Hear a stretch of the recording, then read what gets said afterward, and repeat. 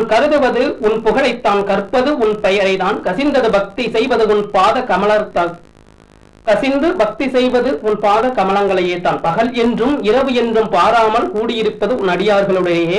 இதற்கான காரணம் முன் இளமோ பிறவியிலோ நான் செய்த புண்ணியம் செய்தேன அம்மா என்று அபிராமி பட்டரானவர் கூறுகின்றார். என்ன அப்படி புண்ணியம் செய்தேன், அதைதான் சொல்லேன் அம்மா என்று அபிராமி பட்டரானவர் கேட்கின்றார். தவமும் தவமுடையார்க்கும் என்று சொல்கின்றார் வள்ளுவர் வாக்கு. சௌந்தரியம் என்றால் அழகு, அதை எப்படி ரசிக்க வேண்டும் என்பது இந்த அழகானுபவத்திலே கூறுகின்றது. அப்படி நான் கருதுவது உன் புகழையே, நான் கற்பது உன்னுடைய திருப்பெயரை, கசிந்தது பக்தி செய்வது உன் பாத கமலத்தையே, பகல் என்றும் இரவென்றும் பாராமல் கூடியிருப்பது உன்னுடைய அடியார்களோடையேதான் நான் கூடியிருக்கின்றேன். அப்படி இப்படியெல்லாம் இருக்கின்ற நான் இதற்கு காரணம் என்ன? முன் பிறவில் செய்த புண்ணியம் மட்டுமே தான் இதற்கெல்லாம் காரணம். உன்னுடைய சிந்தனை, உன்னுடைய வழிபாடு செய்வதற்கும் உன்னை சிந்தனை செய்வதற்கும் நான் முன் செய்த புண்ணியம் ஏதோ செய்திருக்கின்றேன், அதனாலேதான் நான் இந்த பிறவியிலே நான் உன்னை சிந்தனை செய்கின்றேன் என்று அபிராமி பட்டர் கூறுகின்றார்.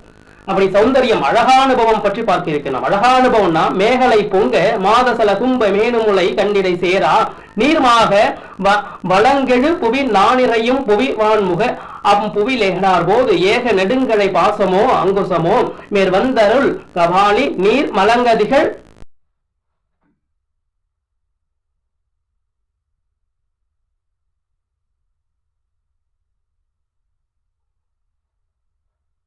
பாலா தெய்வமாக என் மனதில் வாழ்க என்ற நற்சிந்தனையுடன் அருள் சொரூபமாகவும் ஞானரூபமாகவும் குழந்தை வடிவமாக விட்டிருக்கின்ற பில்லோர் ஸ்ரீ ஆதிசக்தி பாலா ஞானபீடத்தில் அனுதினமும் நிகழ்த்தக்கூடிய இந்த மகா ஞான சிந்தனையிலே அனைவரும் கலந்து கொண்டு பூரண நலன் பெற வேண்டி நிற்கின்றோம்.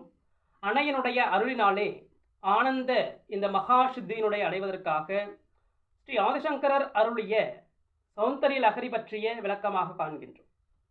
அம்பிகையை வழிபடுவதற்கு பூர்வ புண்ணியம் செய்திருக்க வேண்டும். அப்படி அன்னையினுடைய சிந்தனையும் அகிலாண்ட கோடி பிரம்மாண்ட நாயகியினுடைய அருளை பெறுவதற்கு, அவளை சிந்திப்பதற்கும் அவளை வழிபடுவதற்கும் பூர்வ ஜென்மத்திலே ஒரு புண்ணியம் செய்திருக்க வேண்டும் என்று அபிராமி அந்தாதிலே குறிப்பிடுகின்றார். அபிராமி பட்டரானவர் தன்னுடைய நூலின் சிந்தனையிலே சொல்லும் பொழுது பூர்வ புண்ணியம் செய்திருந்தால் மட்டுமே அம்பிகையினுடைய வழிபாடு என்பது கிடைக்கும் என்பது சொல்லியிருக்கின்றார். ஸ்ரீவித்யா உபாசனை மேற்கொள்ளவும் பூர்வ புண்ணியம் செய்திருக்க வேண்டும் என்று எடுத்த எடுப்பிலேயே முதல் ஸ்லோகத்திலே ஆதிசங்கரர் குறிப்பிடுகின்றார். அப்படி அம்பிகையை வழிபெற வேண்டும் என்ற ஆசை ஏற்படுவதற்கே பூர்வ புண்ணியம் செய்திருக்க வேண்டுமா?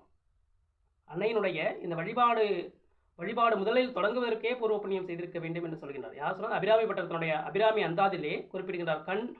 கண்ணியது உன் புகழ் கற்பதுன் நாமம் கசிந்தது பக்தி பண்ணியது உன் இருபாதம் உயத்தில் பகல் இரவா நன்னியதுன்னை நயந்தோர் வயத்து நான் முன் செய்த புண்ணியம் ஏது அம்மே புவி ஏழையும் பூத்தவளே என்று சொல்கின்றார்.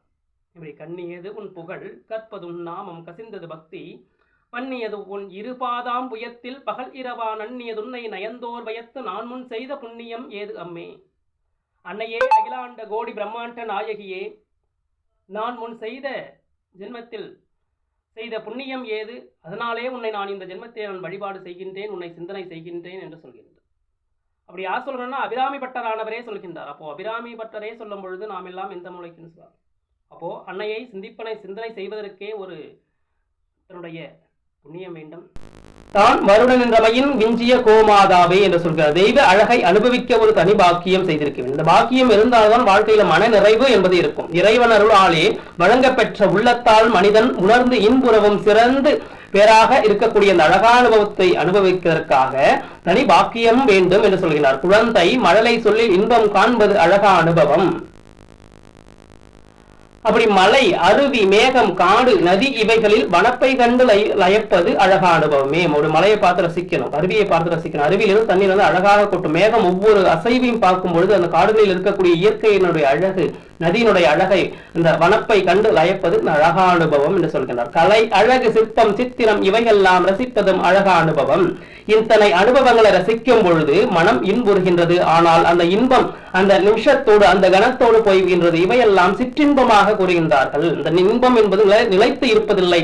ஆனால் மகான்கள் ஞானிகளோடு இந்த இன்பமானது நிலைத்திருக்கின்றது. அந்த நிலைப்பதற்காக அந்த நிலைத்திருக்கக்கூடிய அந்த நிலையை, அந்த உண்மையை நாம் கண்டறிய வேண்டும். இவையே ஞான சித்தியாக கூறுகின்றோம். அப்படி இம்மையிலே மறுமை பயக்கும் வழி, அந்த இம்மையிலே மறுமை பயக்கும் வழி செய்து விடுகின்றனர் இந்த சித்தர்கள். அவர் சித்தர்கள் செய்த வழிகளை நாம் என்னென்ன செய்தார்கள், அவருடைய நேர்மறை சிந்தனையையும் ஒருமுக சிந்தனையும் நாம் கடைபிடிக்க வேண்டும். அப்படி கடைபிடித்தாலே அவர்கள் அனுபவித்த அந்த இன்பத்தை நாம் அனுபவிக்கலாம் என்று சொல்கின்றோம். தெய்வீக அழகா அனுபவத்தில் இந்த சிற்றின்பமும் பேரின்பமாக உயர்த்தப்படுகின்றது.